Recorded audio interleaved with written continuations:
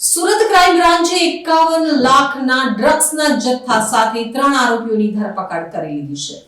Surat police દ્વારા સુરત શહેરમાં no drugs in Surat city અભિયાન ચલાવવામાં આવી રહ્યું છે, જે અંતર્ગત ભૂતકાળમાં પોલીસે અનેક વખત ડ્રગ્સ ઝડપી પાડી કાયદેસરની કાર્યવાહી હાથ ધરી છે.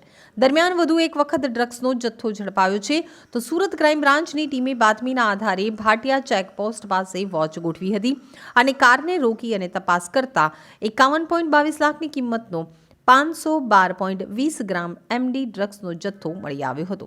આ ઘટનામાં પોલીસે કારના ડ્રાઈવર નવસારીના રહેવાસી બદરુદ્દીન અખ્તર હુસૈન બંગડીવાલા અને મોહમ્મદ અશફાક મોહમ્મદ અસલમ અંસારીની ધરપકડ કરી છે. આરોપીઓ મધ્યપ્રદેશથી કારમાં ડ્રગ્સનો જથ્થો સુરત લાવી રહ્યા હતા. આ ઘટનામાં પોલીસે ડ્રગ્સનો મોકલનાર મધ્યપ્રદેશના ઇલિયાસ ઉર્ફે ઈલુ અને ડ્રગ્સનો જથ્થો મંગાવનાર સુરતના રિઝવાન બોમ્બેવાલાને વોન્ટેડ જાહેર કર્યા છે. પોલીસે 512.20 ગ્રામ મેફેડ્રોન ડ્રગ્સ, એક કાર, 4 મોબાઈલ ફોન મળી કુલ 54.67 લાખનો મુદ્દામાલ જપ્ત કરી આ સમગ્ર મામલે કાયદેસરની કાર્યવાહી હાથ ધરી છે. સુરત સિટીમાં no drugs in Surat city અભિયાન અંતર્ગત ક્રાઇમ બ્રાન્ચ અને એસઓજી ઘણા બધા ભૂતકાળમાં કેસ કરવામાં આવેલા છે અને ત્યારે એવી એક માહિતી ક્રાઇમ બ્રાન્ચને મળી હતી કે મધ્યપ્રદેશથી ગુજરાતમાં સુરતમાં એમડી ડ્રગ્સ કોઈ લઈને આવે છે.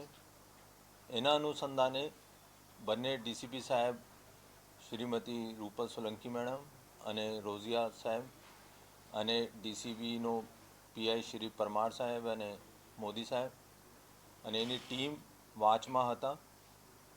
કાલે ભાટિયા ટોલ ટેક્સની પાસે એક સિલ્વર કલરની વરના ગાડીનો રોકવામાં આવ્યો અને એની તલાશી દરમિયાન એના પાસેથી 512 ગ્રામ જેટલી એમડી ડ્રગ્સ કબજે કરવામાં આવેલી છે, જેની માર્કેટ કિંમત 51,22,000 થાય છે.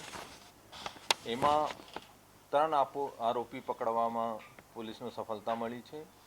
એનો ડ્રાઈવર બદરુદ્દીન અખ્તર હુસૈન બંગડીવાલા, જો નવસારીનો રહેવાસી છે, અને 2 મુખ્ય આરોપી મોહમ્મદ ઇશાક મિર્જા, જો સૈયદપુરા સુરત શહેરનો રહેવાસી છે, અને મોહમ્મદ અશફાક મોહમ્મદ અસલમ અંસારી, જો સૈયદપુરા સુરત શહેરનો આરોપી છે.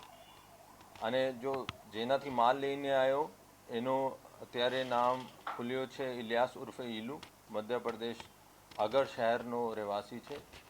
અને જો અહીંયા જેનો એને સપ્લાય કરવાનો હતો આ રિઝવાન બોમ્બેવાળા છે અને ટૂંક સમયમાં રિઝવાન બોમ્બેવાળાની પણ અટક કરવામાં આવશે.